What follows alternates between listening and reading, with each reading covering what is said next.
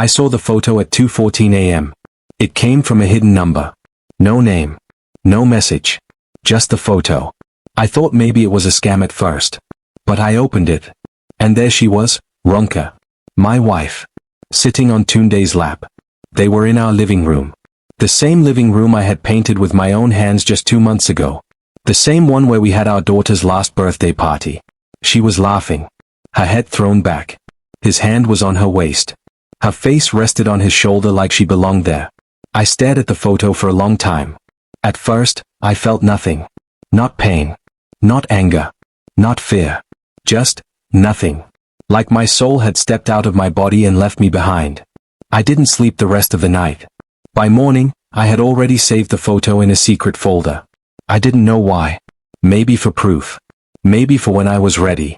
Or maybe because a part of me still didn't believe it was real. I watched her the next day. She woke up like she always did.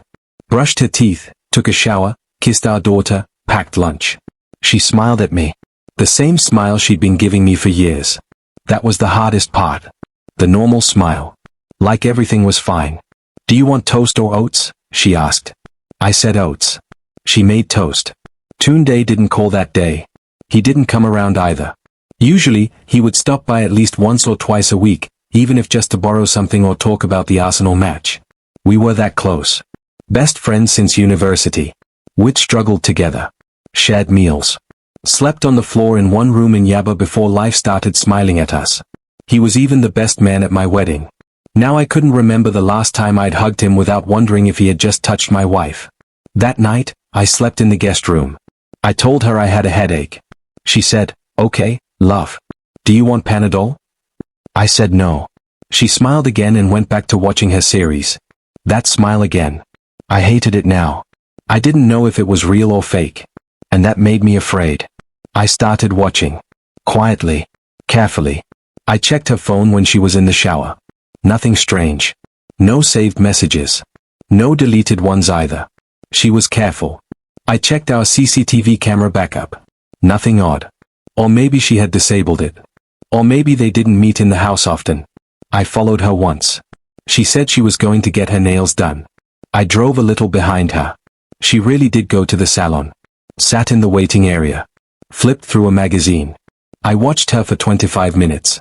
She looked normal. But I wasn't normal. I started waking up at 3 a.m. every day. Sweating. Gasping. My chest tight. Like someone was standing on it. One night, I heard her talking in her sleep. She said, "No, Tunde, stop." I froze. She turned and kept sleeping. I wanted to shake her. Ask her what she meant. But I didn't. Instead, I stood by the window till morning. I started missing work. I said I was sick. Maybe I was. Mentally. My boss sent me a text, "Hope everything is okay at home?" I wanted to laugh. I replied, "Yes, sir. Just flu." After 1 week, I still hadn't said a word to her about the photo. I wanted to be sure. Maybe it was old. Maybe it was taken before we got married. No, the couch in the photo was new. We bought it together last year. She insisted on that color. I wanted to believe it wasn't her. But I couldn't lie to myself anymore. My friend Jude came over that Friday night. He saw the empty bottles of beer on the kitchen counter. "You okay, bro?" he asked. I didn't know what to say. Then I showed him the photo. He stared at it for a long time. Then he said, "You sure this is recent?" I nodded. He sighed and said, "So what do you want to do?" I didn't know. He said, "You want to confront them?" I said, "I want to understand first." I started asking around. Quietly. I asked my neighbor, Mama Io, if she had seen Tunde around lately. She paused and said, "He comes sometimes when you're not around. Maybe he drops things for your wife." I asked, "Drops what?" She shrugged. Sometimes people say more with what they don't say. 2 weeks after the photo, I decided to ask her. We were in bed. The lights were off. I asked, "Have you seen Tunde recently?" She paused. Then she said, "Not really." "Why?" I said, "Just asking." She said, "Why are you asking like that?" I said, "No reason." She turned and faced the wall. I lay awake again. I didn't want to believe it. We had built so much. 2 kids. 10 years of marriage. Late nights feeding babies. Fighting landlords. Fixing broken cars. Planning vacations we never took. All of it felt wasted now. I stopped talking to her much. She noticed. She said, "You've been distant lately." I said, "Just tired." She said, "Tired of what?" I said, "Everything." She looked hurt. But I couldn't feel sorry for her. Not yet. Then something strange happened. I got another message. Another photo. This time, it was Ronka and Toon Day at a restaurant. Same spot we went for our 5th anniversary. They weren't touching. But they were close. Laughing again. Just the two of them. Same mystery number. No words. Just proof. I started wondering who was sending these. A friend? An enemy? Someone who wanted to destroy my marriage? Or someone trying to help me open my eyes? Either way, it worked. My eyes were open now. Wide open. And I was ready to know the full truth. Even if it broke me completely. Before the cracks showed. I met Ronka in front of a food kiosk in Surulere. She was holding a bag of puff puff and struggling with her wallet. She dropped 200 naira, and the wind almost carried it away. I stepped on it before it could roll into the gutter. She looked up at me, smiled, and said, "You just saved my breakfast." I said, "Then I deserve one puff puff." She laughed and gave me 2. That's how we started. No grand gestures. No dramatic meeting. Just puff puff and a smile. We started talking. I found out she worked at a private school not far from my office. She taught nursery school. She liked kids. Said they reminded her to keep life simple. We went on small dates, cheap food, bus rides, walks in crowded markets. We talked about dreams. About building something together. She made life feel less heavy. I was just starting a job as a junior analyst. Earning barely enough. But I told her the truth from the beginning. She said, "I didn't come here for your wallet. I came here for your peace." When we got married 2 years later, our wedding was simple. A small church, a few friends, plastic chairs. Toon Day was the best man. My guy from university. Always full of jokes, full of charm. He made a funny speech. Talked about how Ronka had tamed the wild lion. Everybody laughed. Even me. Looking back now, I wonder if I missed something in his smile. She turned around fast. Her face froze. I didn't ask who it was. I just said, "I'll be in the living room." She didn't come out for a long time. When she did, she acted normal. Asked if I wanted dinner. I said no. She sat beside me. I asked, "Was that Toon Day?" She didn't answer. I asked again. Still silence. Then she stood up and said, "I'm tired." And walked away. I knew. Even without proof. I knew. But still, I didn't leave. Didn't scream. Didn't accuse. Because part of me was still trying to protect the picture we painted. The family. The house. The reputation. But every time I looked at her, I saw him. And every time I saw him, I saw the lie. One day, I took our son to the barber. The barber, Dele, knew Toon Day. They once played football together. Dele said, "That your guy Day enjoy life oh. He come here with fine woman last month." I asked, "What woman?" He said, "Slim, light-skinned, soft voice. I think say N.A. your wife oh. But I know sure." I said, "You sure it wasn't someone else?" He looked confused. She called him T-baby. They sat close. I nodded. Paid the money. Took my son home. I didn't say a word. I was losing myself. I stopped sleeping well. Stopped eating. Started avoiding home. I worked late even when I didn't have to. The kids noticed. My son asked one night, "Daddy, are you and Mummy fighting?" I lied. Said no. But kids know. Even when you hide it. They feel it. One evening, I sat outside and called Toon Day. He picked. I said, "We need to talk." He said, "About what?" I said, "You know." Silence. Long silence. Then he said, "I never meant to hurt you." That sentence confirmed everything. I didn't ask for more. I just ended the call. Ronka came outside later. Sat next to me. Didn't say anything at first. Then she whispered, "I didn't plan it." I said, "But you let it happen." She cried. I didn't. That night, I didn't sleep in the house. I went to Kunle's. He didn't ask questions. Just gave me a mattress and some peace. I thought about everything. From Puff Puff to betrayal. From laughter to silence. From best friends to strangers. It all felt like a movie I didn't audition for. In the weeks that followed, we tried to live normally. For the kids. But the silence was too loud. Every word felt forced. Every smile fake. One day, I packed a small bag and left. No drama. No shouting. Just a note, I need time. I stayed with my brother for a while. Went to therapy. Talked to strangers. Tried to remember who I was before I became Ronka's husband or Tunde's friend. The world didn't end. But mine shifted. Permanently. I moved into my brother's guest room. It was small. Just a bed, a fan, and a table. But it felt like space to breathe. Space to feel without pretending. I slept a lot the first few days. My body was tired from holding pain. I cried too, quietly. Like a grown man who didn't want to be heard. My brother didn't talk much. He just let me be. Sometimes he cooked. Sometimes we sat in silence watching football. Sometimes that was enough. One day, he left a note on my table. It said, "Therapy is not weakness. Let someone help you carry it." There was a phone number under it. I didn't call right away. But I kept the note. I looked at it every morning. Finally, one afternoon, I dialed the number. A woman picked. Her voice was calm, like water. We booked a session.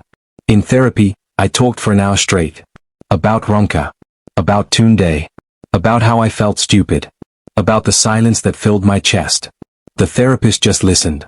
When I was done, she said, "You're not stupid. You're human. You believed. That's not a crime." That stuck with me. You believed. That's not a crime. I started writing. Little things. Feelings. Thoughts. I kept a small notebook. I wrote, "Today I woke up and didn't think of them first." Another day, I smiled at a stranger. And it felt real. I called the kids often. Spoke to them on video calls. Kiki showed me her drawings. Toby told me about a new friend at school. They missed me. I missed them too. Deeply. Ronka never interrupted the calls. She never called me directly. Just sent short updates. "Kiki's cough is better. Toby has a test on Monday." No emotion. Just facts. I was grateful. One weekend, I went to a park. Sat alone. Watching people. A woman sat next to me. Mid-30s. Calm energy. We talked. Just about the weather and food. She didn't know my story. I didn't ask for hers. Her name was Amora.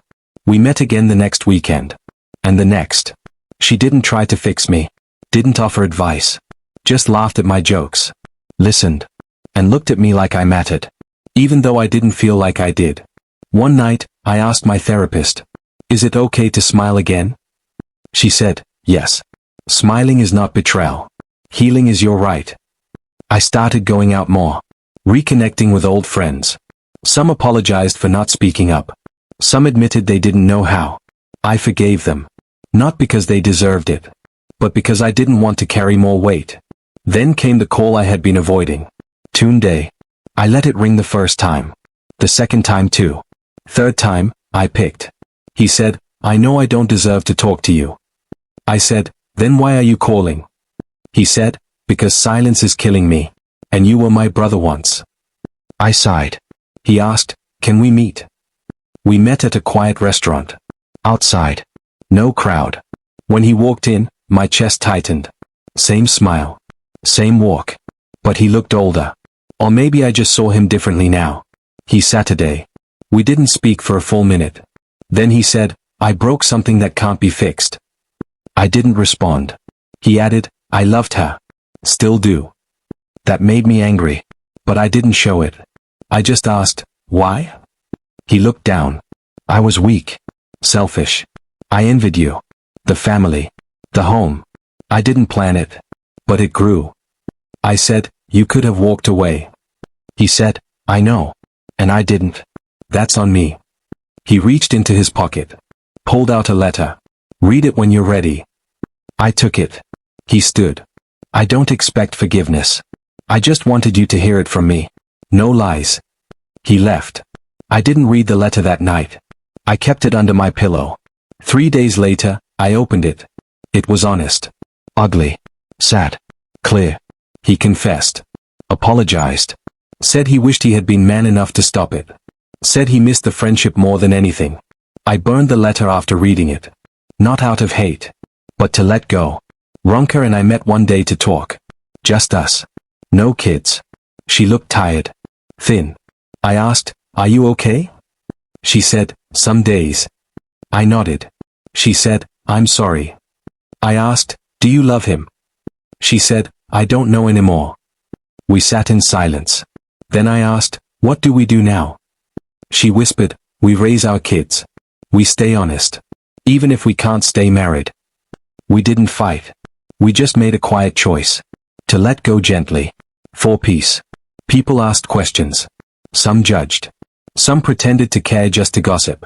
But I didn't explain myself to anyone anymore. I owed no one my pain. The kids adjusted slowly. I saw them every weekend. Toby asked one day, "Will you and Mummy ever be together again?" I said, "We will always be your parents. And we love you.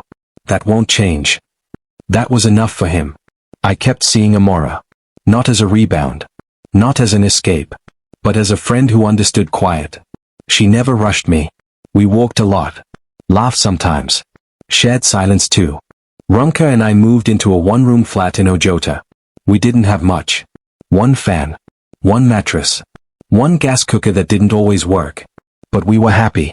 Or maybe we were just hopeful. We used to sit on the floor and talk about our future house.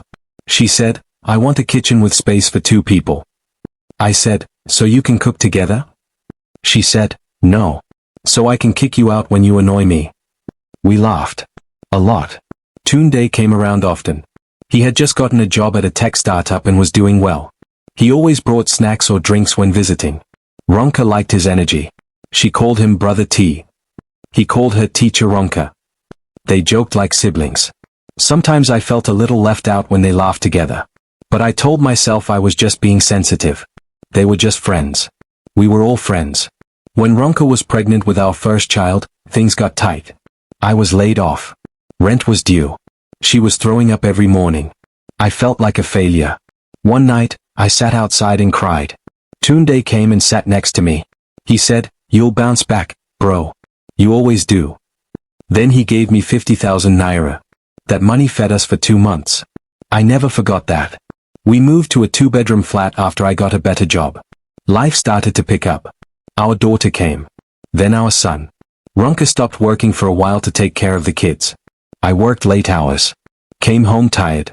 She started looking tired too. Hair in a scarf. Eyes always heavy. Mood always short. But I told myself it was just motherhood. It would pass. Tunde started coming over more. Sometimes with groceries. Sometimes just to play with the kids. He was helpful. He fixed the leaking tap. Changed a light bulb. Picked up medicine when the kids were sick. Ronka said, "You're lucky to have a friend like Tunde." I agreed. Or maybe I wanted to agree. But then I started noticing small things. The way she smiled when he texted. The quick way she changed the subject if I walked in. The inside jokes they shared that I didn't understand. One day, I asked, "What did he say that's so funny?" She said, "You won't get it." That stung. But I laughed it off. I started working weekends. Extra jobs to cover the house loan. Ronka looked frustrated sometimes. She said, "The kids hardly see you." I said, "I'm doing this for them." She said, "Don't lose your family trying to provide for them." I nodded. But I kept working. The first big fight we had was about money. She wanted to go back to work. I said the kids needed her more. She said she was tired of being stuck at home. I said I was tired too. She said, "At least you get to leave the house." I slept on the couch that night. After that, things cooled for a while. But the warmth was never the same. We talked less. Touched less. Laughed less. But we functioned. School runs. Birthday parties. Sunday church. From the outside, we looked okay. Inside, something had shifted. One day, I came home early. I heard music in the living room. It was Ronka's favorite playlist. I walked in, and saw Tunde sitting alone. He said Ronka had gone to pick the kids. Said he just dropped by to wait. Something about it felt off. But again, I ignored it. I didn't want to be that man. The jealous husband. The one who accuses his wife and his friend without proof. So I buried the feeling. And kept moving. We built our house 2 years later. A small bungalow in Hikarodu. Painted walls. A garden. A room for each child. Ronka said it felt like a dream. I said, we did it. She said, you did it. But I didn't want to hear that. It was always us. Wasn't it? I took a photo of her that day. She was standing in front of the house. The sun behind her. Her dress blowing in the wind. She looked happy. I saved that photo as my phone wallpaper. It stayed there until the day I received that other photo. The one of her and Tunde. In the same house. Laughing. They say hindsight is clear. Looking back, I see the cracks now. The long silences. The short tempers. The missed anniversaries. The laughs that didn't include me. But back then, I chose not to see. Because if you look too closely, everything starts to look like a problem. And I just wanted peace. Even if it was fake. The first person who hinted at the truth wasn't even trying to. It was my daughter, Kiki. She was 6. We were driving home from church, and she was talking the way kids do. Free, random, without thinking. She said, Uncle Tunde said he likes Mommy's laugh. I smiled. Of course. Everybody likes Mommy's laugh. She said, he said it's his favorite sound. I gripped the steering wheel a little tighter. Then she added, he told her when you were in the kitchen last time. I didn't know what to say. She moved on to another topic, singing along to a cartoon song. But I couldn't sing. That night, I couldn't sleep. I kept hearing those words, his favorite sound. Something in me started clicking. But not in a good way. I started watching them. Not like a spy. Just, paying attention. When Tunde came over, he never looked at me for long. Always more focused on her. Always had a joke ready just for her. She laughed in a way I hadn't heard in a while. Open. Easy. When I made a joke, she just gave a half smile. Maybe I was imagining things. Or maybe I was finally seeing what had been there all along. I asked my friend Kunle one day, quietly, like I was just curious. I said, you don't think Ronka and Tunde are too close? He looked away. Then he said, I don't want to get involved in married people's matter. That was enough of an answer. I visited Ronka's sister, Moji. She always liked me. We talked over a bowl of okra soup. I asked her straight. Do you think Ronka and Tunde are just friends? She put down her spoon. Why are you asking that? I said, because something feels off. And you know your sister. She didn't speak for a while. Then she said, I've seen things, small things. But I hoped it was nothing. What things? I asked. Sometimes, when he calls, she steps out to talk. When she's with him, she lights up. Like she used to with you. I drove home in silence. I parked outside the gate for a long time, just sitting there. I didn't want to go in. Didn't want to see their faces. Or maybe I didn't want them to see mine. Because shame had started to creep in. I called my mum. She had always been quiet about Ronka. Supportive, but reserved. I said, Mummy, if something was happening between your daughter-in-law and my best friend, would you want to know? She said, I prayed you would never have to ask me a question like that. My heart was breaking in pieces. And yet, I still couldn't accept it. I told myself it was all misunderstanding. Coincidences. Maybe I was paranoid. But then something happened that I couldn't explain away. It was a Thursday. I came home early from work. Nobody was expecting me. Ronka wasn't in the living room. I heard her voice coming from the bedroom. I opened the door quietly. She was on the phone. Laughing. Saying things I hadn't heard her say in months. Things like, I miss you too, and you're silly, and you always know what to say. She didn't hear me open the door. But she heard me close it. I found a small apartment. Painted the walls myself. Hung pictures of my kids. Cooked my own food. Slept without fear. Healing didn't come in a flash. It came in pieces. A smile here. A full night's sleep there. The ability to remember the past without bitterness. That was the hardest part. But day by day, the shards cut less. I bought a second-hand couch. It was a little torn on the side. But it was mine. I placed it by the window, facing the light. And for the first time in a long time, I sat and felt, okay. I was building something new. It wasn't shiny. It wasn't perfect. But it was honest. I started picking up my kids from school once a week.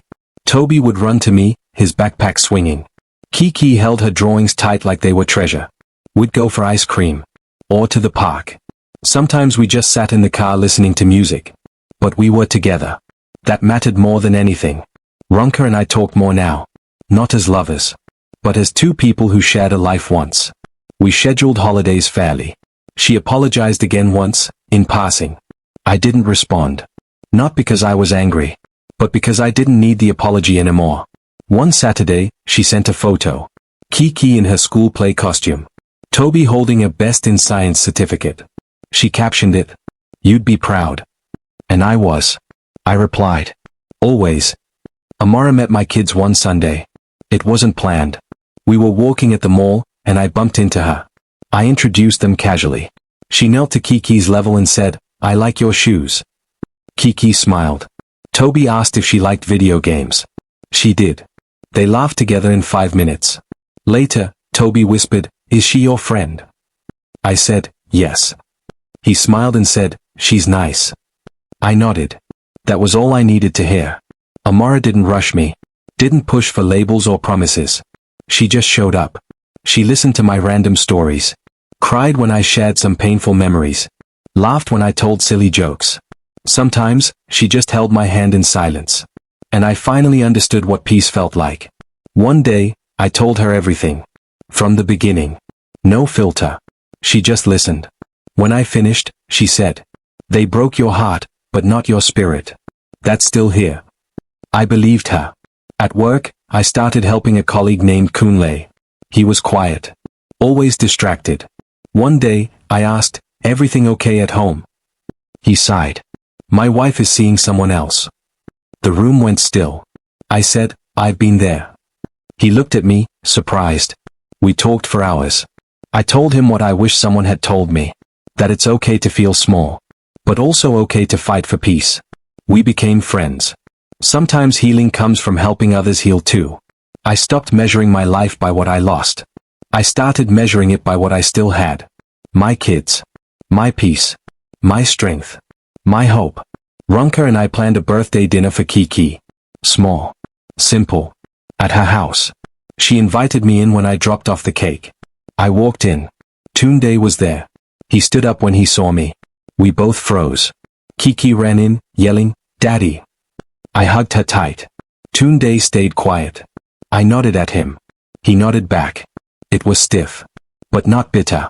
Just, real. We all sat at the table. For Kiki. She smiled the whole time. Later that night, Ronka sent a message. "Thank you for your grace." I didn't reply. Not because I didn't feel anything. But because sometimes silence says enough. Months passed. Tunde moved out of Ronka's place. I didn't ask why. She never explained. It wasn't my business anymore. Amara and I went on a short trip. Just 2 days. To the beach. I laughed more than I had in years. Watched the waves. Held her hand under the stars. She said, "You're starting to glow again." And I felt it too. Not fully. Not brightly.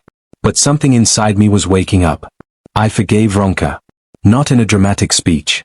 But in my heart. I wished her peace. She made her choices. I made mine. We were both human. Flawed. Tunde sent me a long message one day. Said he was moving to another state. Said he was trying to fix himself. Said he didn't expect friendship again, but hoped I'd be well. I replied, "I hope you heal too." That was the end of that chapter. One Sunday, my kids and I sat on the floor, playing a board game. They were both laughing. Kiki yelled, "Daddy's losing." Toby laughed so hard he fell over. I looked at them. At the tiny hands, the giggles, the pure joy. And I realized I didn't feel broken anymore. Just different. And maybe that was okay. I wasn't who I used to be. But I was someone I liked. Someone who survived. Someone who grew.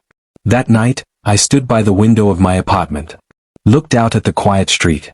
And I whispered to myself, "I'm still standing."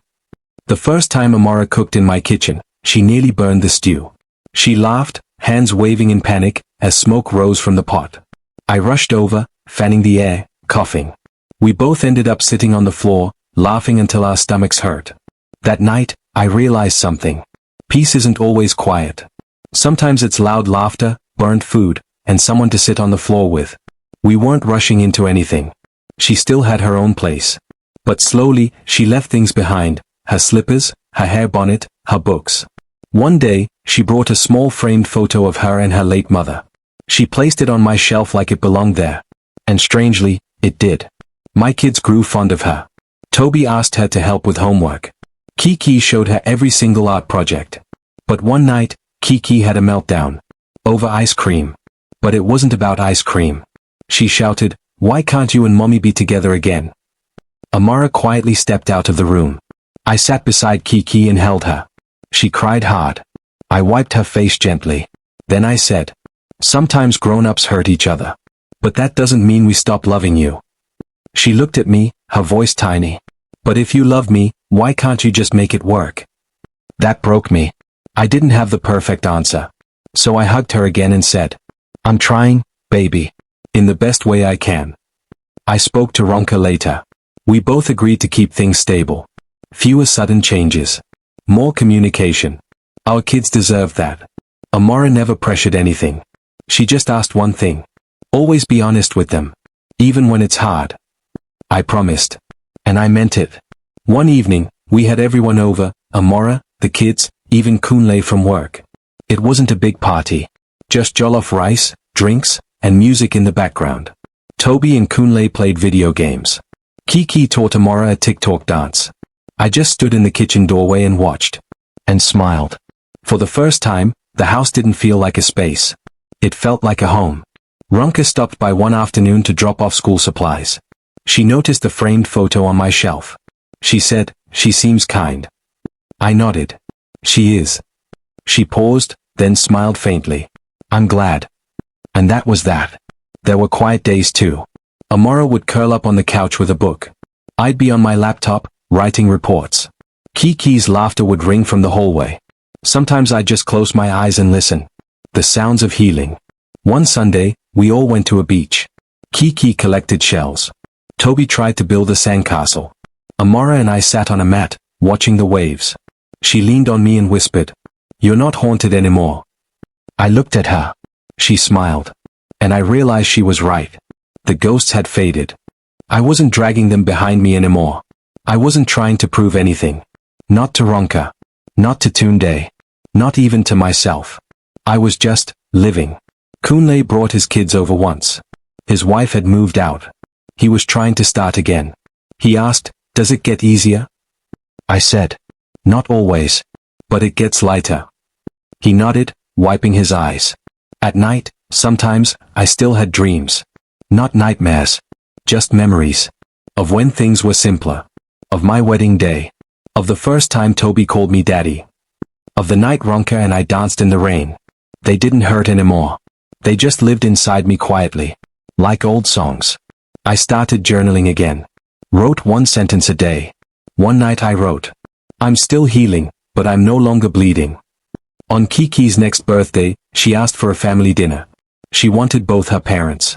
And Amara. We agreed. We set one long table. Ronka brought a fruit salad. Amara brought cupcakes. We all laughed when Kiki made a speech. "I love all of you. Even when you're weird." And I thought, maybe broken things don't need fixing. Maybe they just need love in a new shape. Later that evening, Toby asked if he could call Amara auntie. She beamed. And hugged him. I looked around. At my kids. At Amara. Even at Ronka, smiling from across the table. And I thought, this is my glass house. Not perfect. But full of light. I don't throw stones anymore. I plant flowers. Even where it once shattered. The day I paid off my mortgage, I sat in my car for a long time. No music. No calls. Just silence. I stared at the paper, the final receipt. The house was mine. Fully. No banks. No balances. No bargaining. Just me. And the bricks I rebuilt myself. That night, I told Amara. She hugged me so tightly I could feel her heartbeat. Then she whispered, "You did it." I whispered back, "We did it." That weekend, I bought new curtains. Nothing fancy. Just white cotton. Fresh. Clean. Simple. I replaced the old ones Ronka picked out years ago. Not out of anger. But because the season had changed. Kiki painted a picture of the house with crayons. It was lopsided. But she drew 4 people standing outside. Me.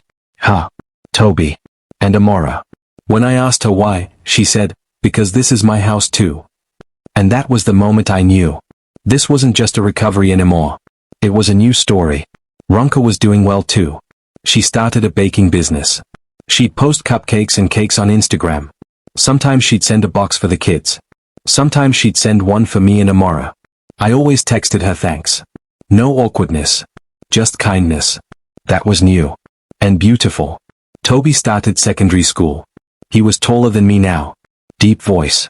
Loved sports. He once told me, "Dad, I like how we live now." What do you mean? I mean, it's calm. It's not scary anymore. That made my eyes water. Because I knew exactly what he meant. I helped Kunle find a place closer to work. He and I started jogging every Saturday. He was getting better. Still struggled some days. But I could tell the dark cloud was lifting. I told him one morning, we all survive differently. But healing feels the same. He nodded. Like standing in sunlight again. Amara got a job at a library. She loved it. Said the smell of books was her favorite perfume. She'd come home with old stories. She even started reading bedtime tales to Kiki. Sometimes I'd stand by the door and just listen to her voice. It was peace. Wrapped in words. One day, Toby asked if Amora was my wife now. I paused. No, not yet. Will she be? Do you want her to be? He smiled. Yeah. She makes your laugh come back.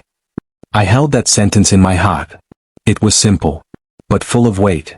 Later that week, I bought a ring. Not the most expensive. But one that felt right. I didn't propose in public. No big show. Just us on the couch, in socks, watching TV. I paused the movie. Held her hand. Said. This house was once broken. But you helped me rebuild it. Will you help me fill it with more light, for the rest of our lives? She stared. Then smiled through tears. Yes. The kids were happy. Ronka was, surprisingly supportive. She said, you deserve to be happy. We all do. The wedding was small. Family. Close friends. Backyard setting. Kiki threw petals. Toby stood by my side. Kunle gave a toast that made everyone cry. And when Amara walked down the short aisle, barefoot on grass, I knew. This house of mine wasn't made of just bricks anymore. It was built with laughter. Tears. Patience. Forgiveness. And love. After the guests left, we sat in the dark backyard.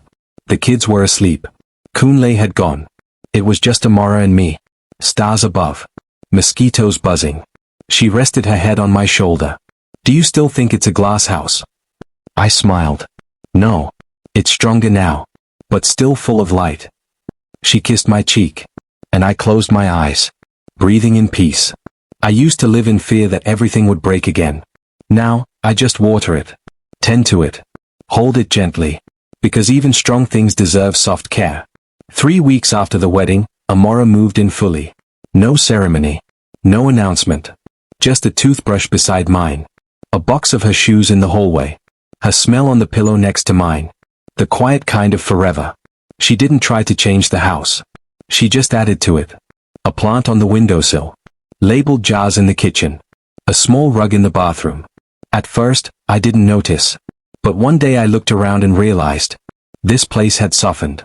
Like it was finally being lived in, not just occupied. We settled into routines. Mornings were full of laughter and missing socks. Evenings were quiet, with books and music. Sometimes she'd fall asleep before me, and I'd just watch her breathe. Grateful. Still amazed. Ronka called one evening, asking if the kids could stay an extra weekend. She had a big order and needed time. I said of course. After we ended the call, Amora asked, do you miss her sometimes? I didn't pretend to misunderstand. I thought about it. Not the marriage, I said. But the dreams we once had. She nodded, understanding. Then she added, dreams can change shape and still come true. She was right. Kiki joined the school choir. She sang off-key but loudly. Toby made the football team. He was always muddy and tired, but proud. We were building something solid.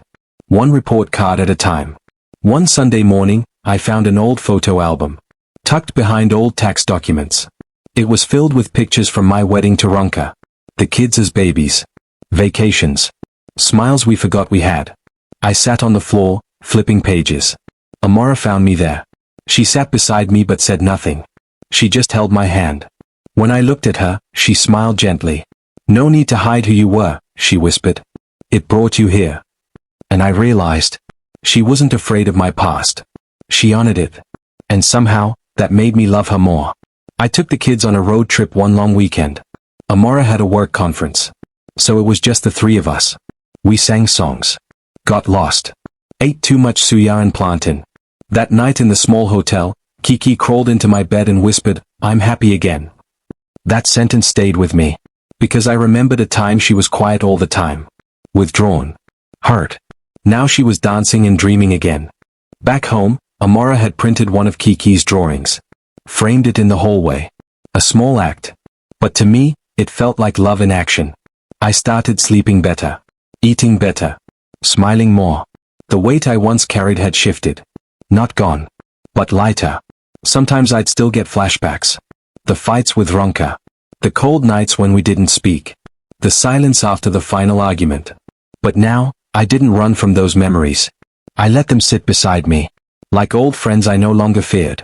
One Saturday evening, Ronka dropped the kids and stayed for tea. It wasn't awkward. Just different. We talked about school fees.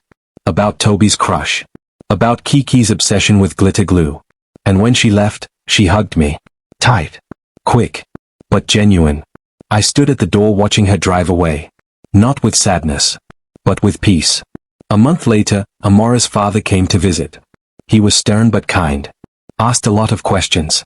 Stared at me like he was reading my whole life story. But when he left, he shook my hand and said, "Take care of my daughter.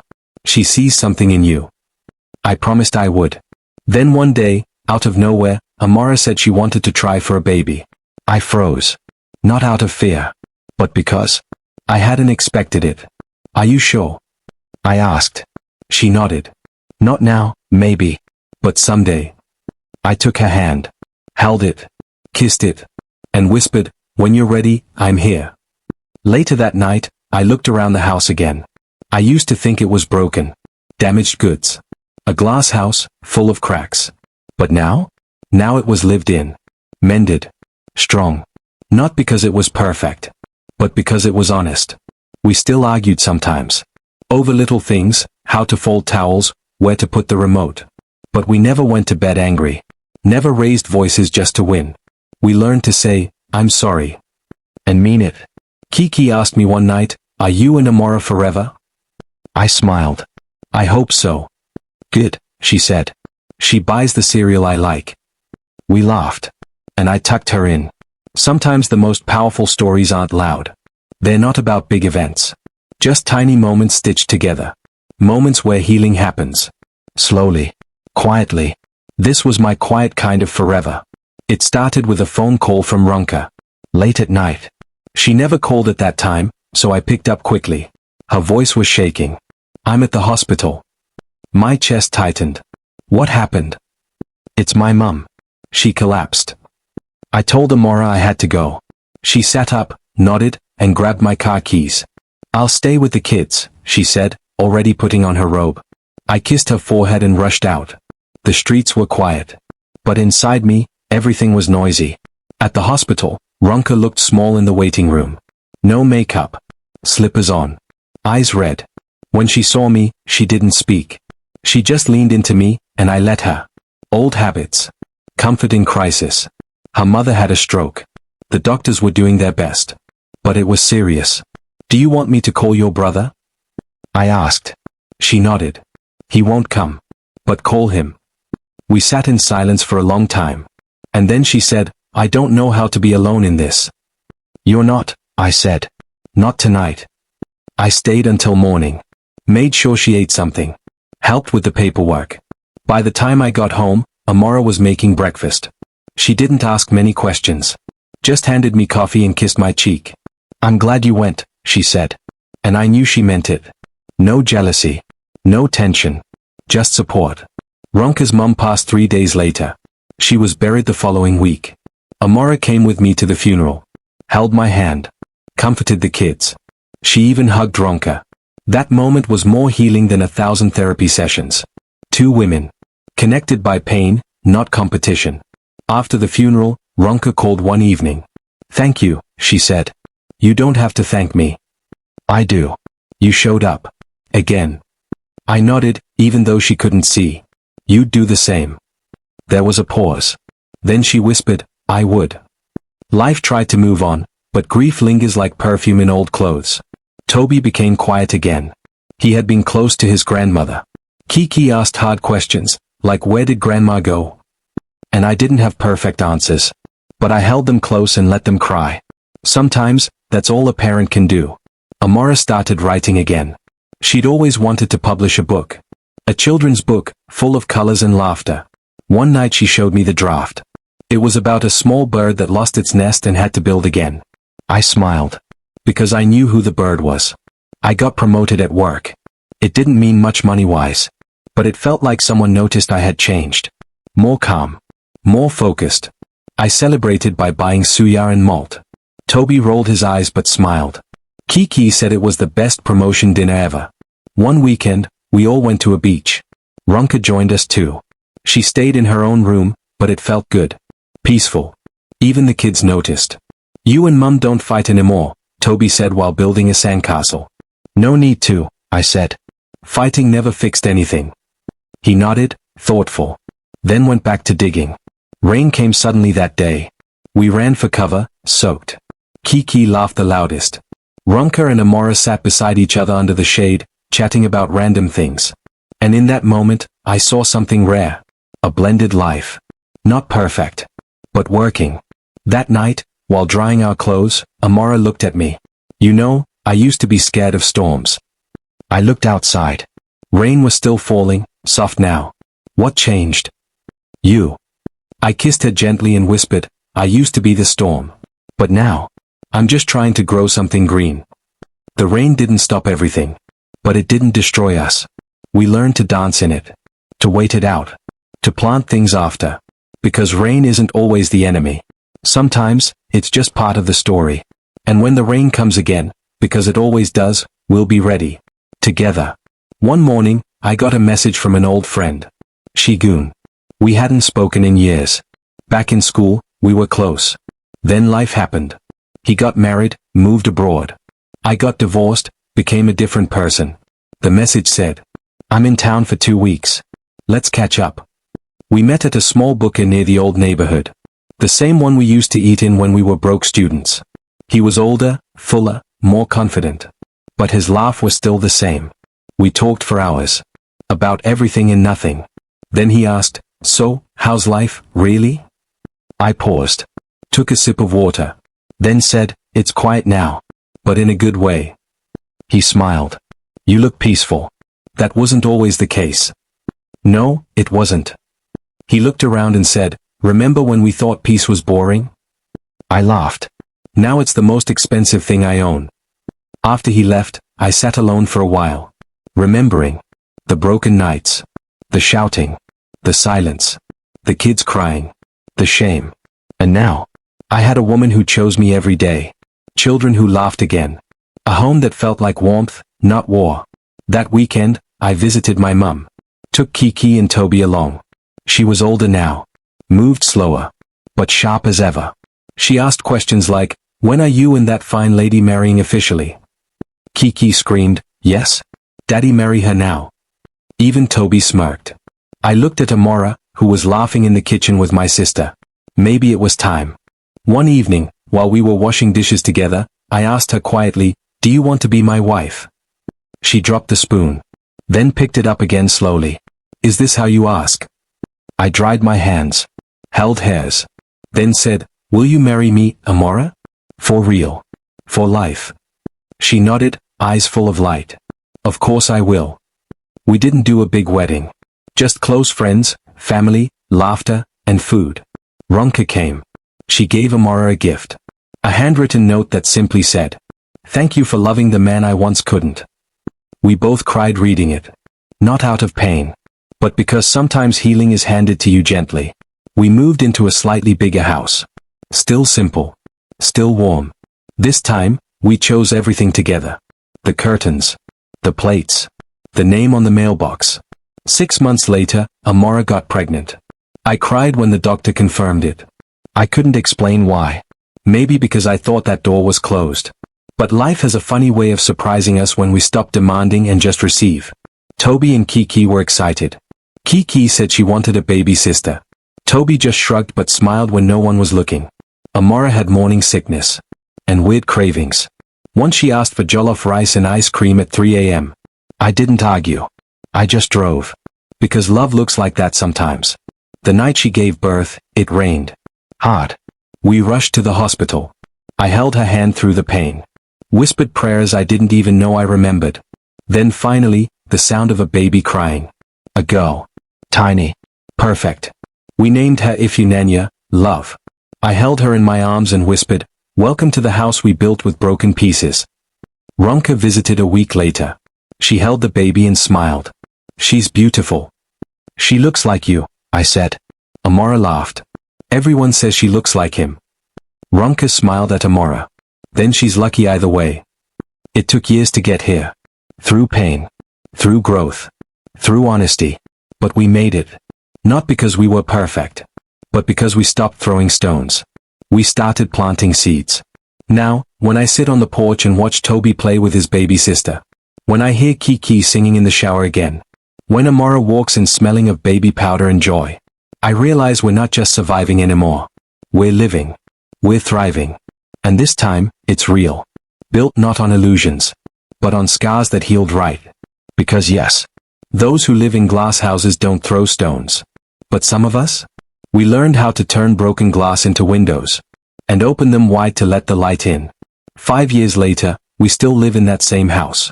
The bigger one with the yellow kitchen Amara picked and the chipped flower pot Toby made in art class.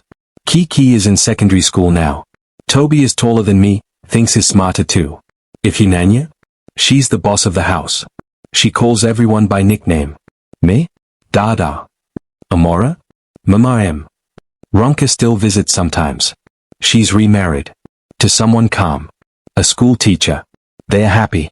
It's not the kind of love we had. But it's safe. Steady. I'm happy for her. We talk like old friends now. Not like ghosts who once hurt each other. There are still hard days. Bills still pile up sometimes. Work is still stressful. Kids still fight over the remote. But no day ends with shouting. Nobody walks on eggshells. And most nights, we all eat together. Even if it's just Iba and Okro. Sometimes I sit on the porch, alone. Watching the sun go down.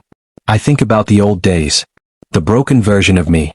The man who thought being right was more important than being kind. The husband who couldn't say sorry. The father who was too tired to listen. I think about how close I came to losing everything. How shame almost drowned me. How pride kept me locked in a house full of cracks. But Amora came. With her calm voice and strong hands. And slowly, we rebuilt. Not perfectly. But honestly. I tell my kids now. People will break things. Sometimes you'll break things too.